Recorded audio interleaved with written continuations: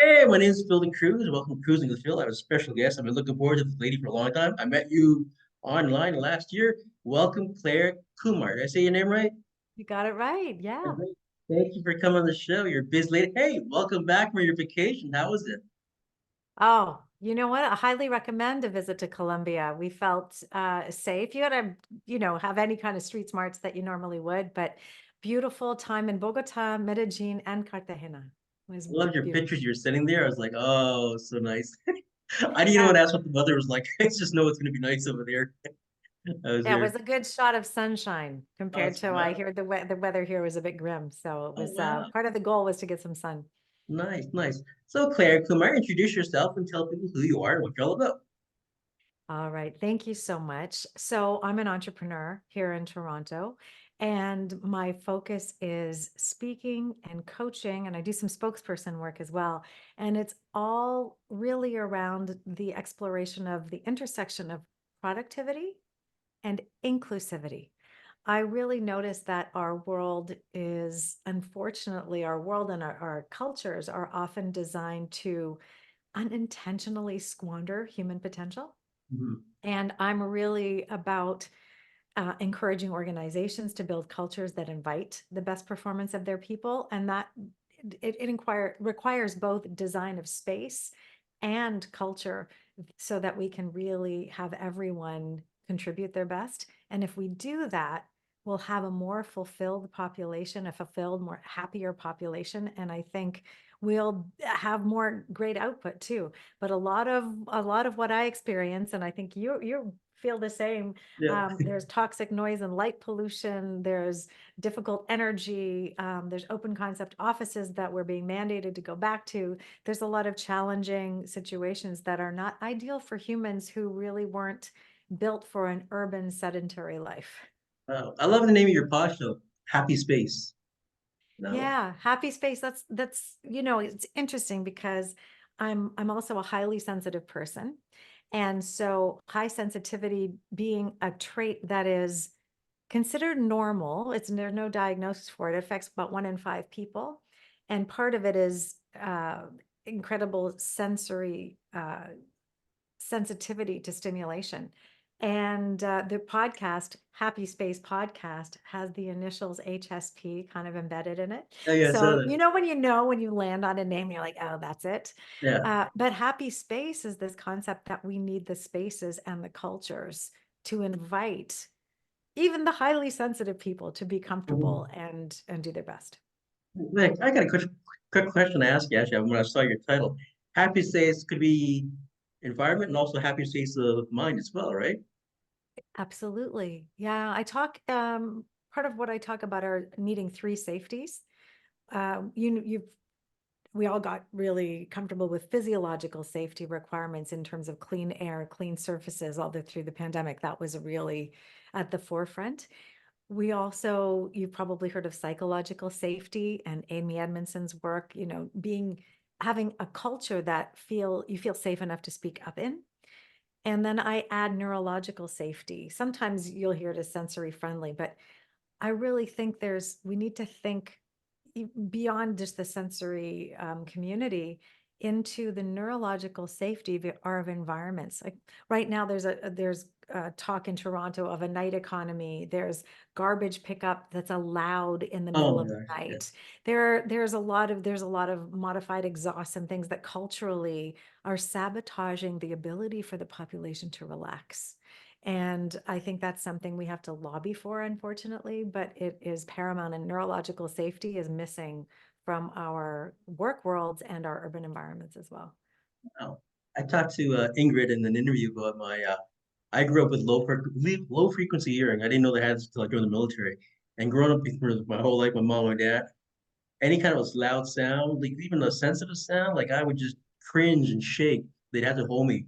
And when I got older, I realized what I had, and I thought everybody had the same kind of a perception of hearing. Like, so like what you hear every day, I will hear like three times more, and it really affects me. Yeah, big Yeah. time. But I learned how to, like the military, they teach you how to tune it out, tune things out, or whatever. So like I hear like people ask me, what does that mean, low frequency hearing? So I'll give an example. Like you ever hear this saying like, people, you sound familiar. You sound like somebody I know. So Mhm. not necessarily the voice, but actually their frequency. And Mhm. yeah, so I did two interviews. It's funny, it's just real uncanny. Very rare for me. And I had an interview with two people, and they both had a similar frequency. And when I kept doing the second interview, I kept calling this person's first name. I go, sorry, just like you sound like somebody I just interviewed. It was so uncanny. Yeah, That's fascinating, because yeah, it's our voice prints are quite unique. yeah. Like I So get it was that. the Yeah, frequency you were tuning into. That's like as you're interesting. speaking, like when I tune in, I can hear you speaking. I can hear the decibel they call it, the frequencies in between your voice, between the first sound and the second audio, whatever you're gonna say. Like this in between, Oh, yeah. oh, that's fascinating. See, I'm Yeah. learning something right now. No, it's just like you said with sensitive, you're sensitive sensory, like high frequency, like or high sensory. Like I had that all my life. Like I had a lot of problems with that growing up and all. And they thought I had a Mhm. hearing problem. I said, no, I just the doctor said he has a high sensitive hearing, and when he gets old, he's gonna have a lot of problems until he learns how to manifest it. And then know how about it. And when I joined the military, that's when I learned how to they trained me, they tested it, and they put me in a booth, and they like and then I found out what I had. Then I made a lot of sense, and all kind of like, oh, that makes sense, but it all added up. So then they had to work with it, and because of that, they put me in another trade, unfortunately, in another scenario. But it's nice, So yeah. tell me, how did you attune to that challenge then? How did you overcome that sensitivity in that environment? What did you do? I had to train me to well, you can play with your ears. There's certain things you do with your they teach you how to do nerve pressures for your back Mhm. of your ears, and there's certain things you do like especially when you get sick on a ship or you're gonna feel like vomiting or whatever. They teach you how to do certain pressure points and how to tune things out. So I can actually tune things out. Like when I'm down, like as far as it comes by, I'll actually tune it out. I'll have to plug my ears, and I always carry earplugs with me 24 hours a day wherever I go. So how Yeah. to tune it out was just had to like you can. It's funny how when you go. I'll give an example. When you go between buildings, some buildings are so close together that you have that echo sound. It Mhm. reverberates, right? So I have to tune that out. So like if I had a sound coming at me, I would actually tune it out by turning a certain direction or Yes. going the So lower or higher. blocking it. So Yeah, physically stopping the sound from entering yeah, you can do is that a just by little strategy. things like that. Yeah, it took a while Yeah. to get used to. Yeah, Yeah, but then the awareness is so powerful because then you could do something about it. yeah, So and yeah, it's that's nice. amazing.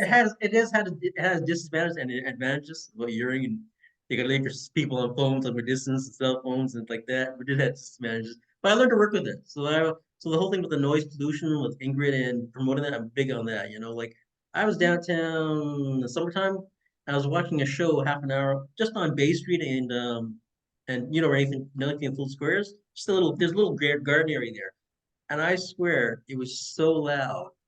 It was so loud. It was just It was ridiculous. echoing around the Oh yeah, buildings. and just the traffic and like you just couldn't. It was just for half an hour constant. I was like, this is crazy. Even though it was a little garden area, it was sheltered in certain areas, but just Yeah. nuts. Sorry, get back to you. Yeah, at your space No, and no, this is the point of being in discussion together, is to figure out what the touch points are and the areas of commonality. I love that in my podcast too.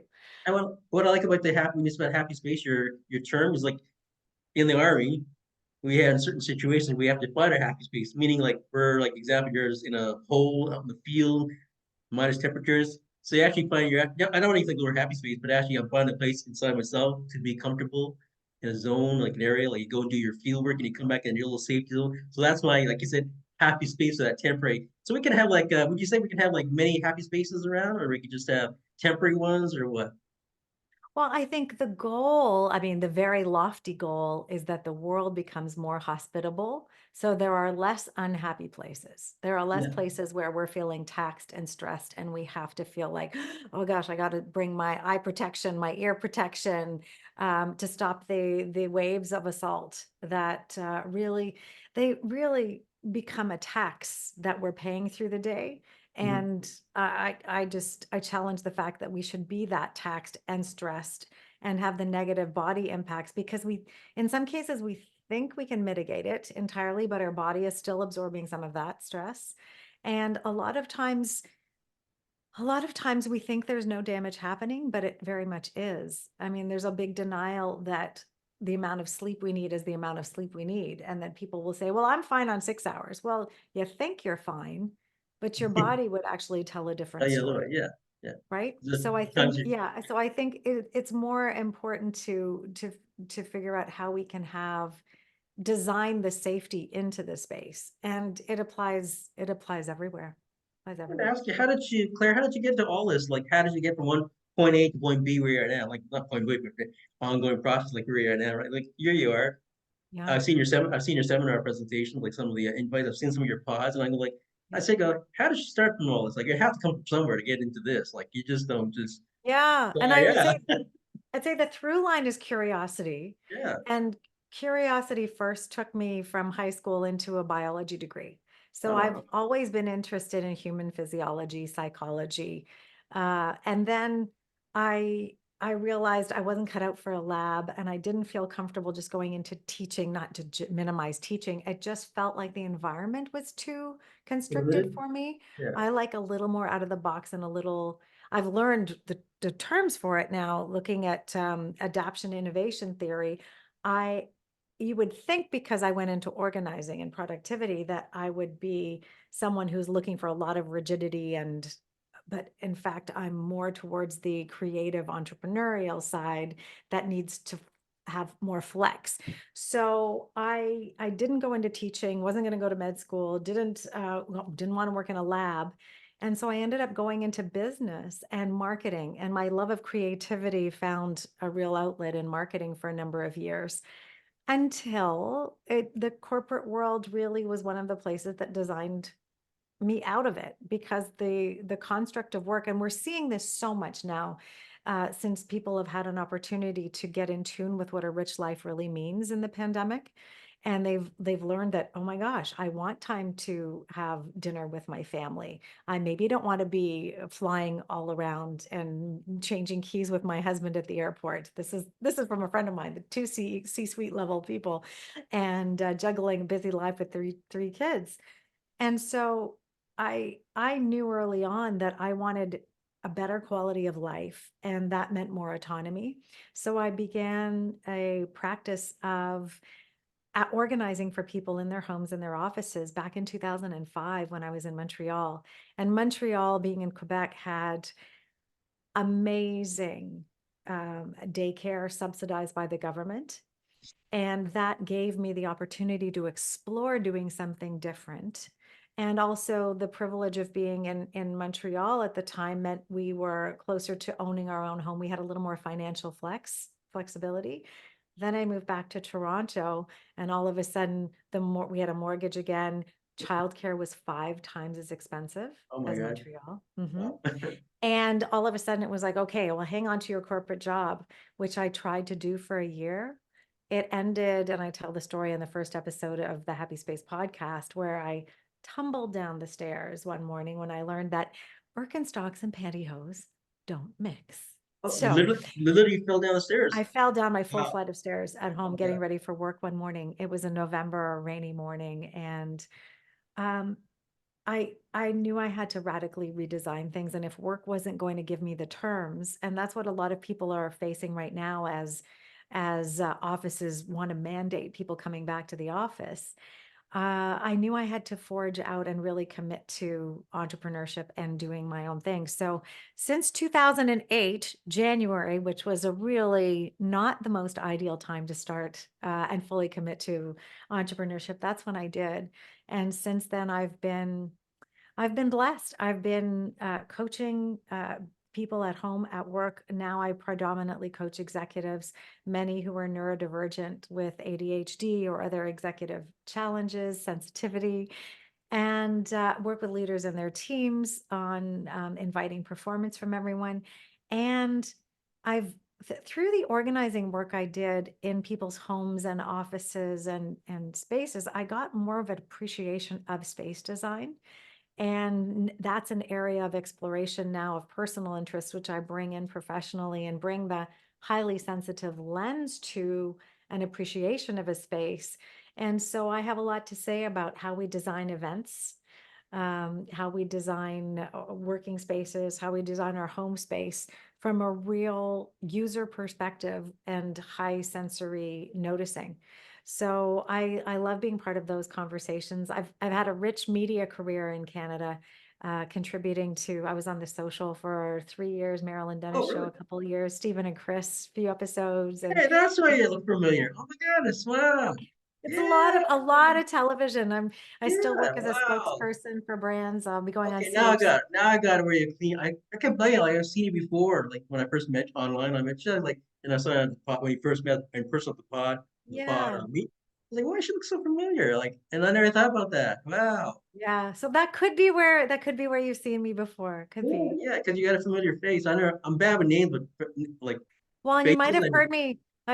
I did a lot of CBC radio segments during the pandemic too. They would call me for conversations around, ironically, working remotely and negotiating autonomy, all of that. The conversation that I wanted to have in 2008, which no one was ready for, 2022, 23, we were having those conversations. So, do you about your what you're talking about? Do you do when you organize? Do you practice feng shui? The art of feng shui? you know what? Um, I'm not a deep student of feng shui, but I have looked at it, and a lot of what I have observed in my light touch review of it, there's so much intuitively. There's also Eastern, South Asian Yes, yes. practices around energy and what's going on in spaces. And so a lot of the principles there make a lot of sense to me, and definitely can be paid attention to. If you're looking for some ingredients to design around, that's great. I think intuitively in a space, I've come to a lot of that thinking just based on preserving breath in a space and energy flow. I think that that's really important, whether it's in your space or in your calendar. It's You both. just tell me my next question I'm going to ask you about. You just jump right into it. Have you heard of I studied sacred geometry for a while, and also I think I'm like archaeology and history. And Oh, when I went around the world in the military, I studied not studied, but just basically toured. And there's a thing called ley lines. Ever heard of ley lines? I've heard of it, but I don't know anything about it. Tell me Well, more.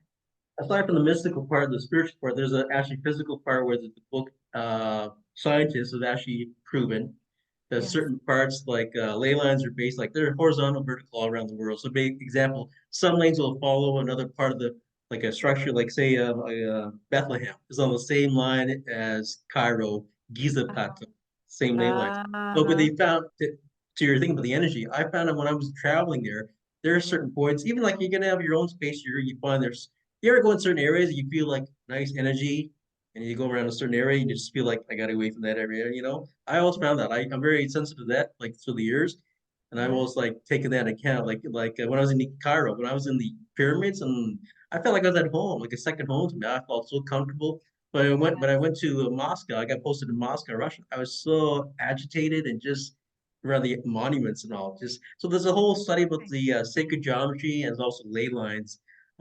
People get into the spiritual stuff. I'm not too much into that, trying to put too much into lead my life like that. But yeah, I understand the mysteries of all it because they have the mysteries of how back then these are all structured. There's actually books out there how they're all made, like the pyramids, with all the no advanced technology. How do they actually put this there? Exact quarters, right to the nearest pi and all. So like for energy wise, yeah, I'm into the energy. Like I always say, appreciation of the five elements of the world. You know, fire, water, soil, metal, and sand. Air. Yeah, air. Oh, Sorry, yeah, same. air. Yeah. So I'm all sensitive to that. Like, you know, like even like you look some of the history books, they've always based on theology or religion or philosophy. Like some of the great philosophers, actually, I talked about. I studied them. I studied being a priest many years ago. This is another aspect of my life, and I had to study philosophy and geometry and all that. So I got an appreciation of the of man. And you know, it's funny. They always talk about they say man, man. It's all they talk about, man, not man and woman, because that's based on uh conditioning, right? So Yeah. it's interesting, you know. But yeah, I love your like the energy wise and all that. I've seen some of your interviews and all. I think it's great. You know, you got a great energy. When I first met you, I met you online. Tell people how I met you online.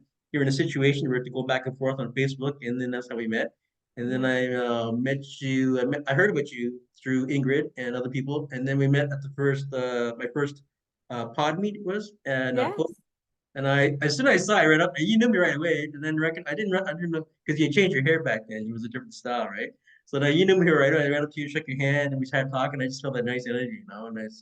Because you stand out. Seriously, you stand out when the whole, even though there's like 50 of us there, you stand out about the whole audience. It's just your energy, not just a case of the way you look, Sure. but just your, you got like, you got, what's it? I call you a sophisticated energy. That's what I call you. You Oh, know? well, thank you. Yeah, Thank because you've got that you got the thing about you that like you're talking, like helping people and all, that's your great energy. And I think your energy increases like when you help people and you get that. Now I ask you a question, to be personal here. When you start helping people and you start venturing out, helping the first customer or client, Yes. and you get the first feedback, how did it feel inside you? Oh, Gonna pick your um, brain here. yeah, no, I just had chills. Yeah, And I chills? get chills now. I tune more. Yeah, episode 4, I interviewed Sunil Godse, and he's Oh, written a book called Gut, and it's all around intuition. And it was through reading his book and tuning into my body. Whenever I get chills, there's something really resonating with oh, me. nice. Yeah, yeah. Yeah, it's like straight down vagal nerve, you know. Oh, is that yeah. Um, it's so I come to understand it more now that I understand. When I started organizing and realizing I wanted to help people, I didn't know anything about the trait of high sensitivity, but one of the key traits is high empathy. Oh, okay. And so when you're in a profession, you're choosing to dance with someone who's needing something and you're a conduit to solutions. Empathy turns into compassion. You have a place for it to go. And so I think it became fuel for me. And it's fuel for me when I speak on stage and I see faces nodding. I feel this connection and energy back from the audience. That's why so much of my work right now is in conversation.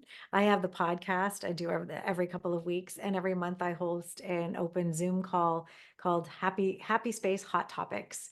Okay. And I'm in conversation with people all the time because of that energy exchange that you talk about. And yeah, for me, it's fuel, and it's the more that I can be a really effective, warm listener, the more I can invite from my guest in terms of contribution. So I think it's been a real journey for me and learning to how do I want to be. I mean, I think one of my favorite interviews is George Stroumboulopoulos, Oh yeah, oh really? Okay. iconic Canadian, right? Yeah. Um, his empathy is off the charts. His ability to listen and ask really insightful questions. He is so present in any interview. So I really respect that. I really respect that, and try to curate the same. And honestly, I get so much out of creating that opening because then there's this incredible reciprocity and conversation. You should create a cookbook called Recipes for the Energy Wise, you know? Mm, Good mm. practice book cookbook, not about food, but just what you said. The cook I don't think it's ever been done. Cookbook on energy. Fuel energy cookbook, you know? Well, that could be interesting. Yeah, I Yeah. just thought about that. Yeah. Yeah. I'm working on a book now. The working Oh yeah. title Oh, is Ask Already. And it's about inviting the conversations that people really shy away from. yeah. Conversations with themselves, first of all, and the first one is to understand, what conditions invite your best performance. And if I ask people now, they'll come up with 2 or 3 things, but this is really an in-depth look at, oh gosh, yes, I really like this time of day. I really like when somebody chunks work down for me. I really like to work standing up. I really, lots of different things influence the way we work. So I created a free work style profile, which Oh, is nice. available for people to take. And this is all part of what the book is going to deal with. The first part is self-awareness, but then there's also, how do you ask for what you need? How do you feel like you can anchor in self-worth that you really deserve and you can really put your voice to it?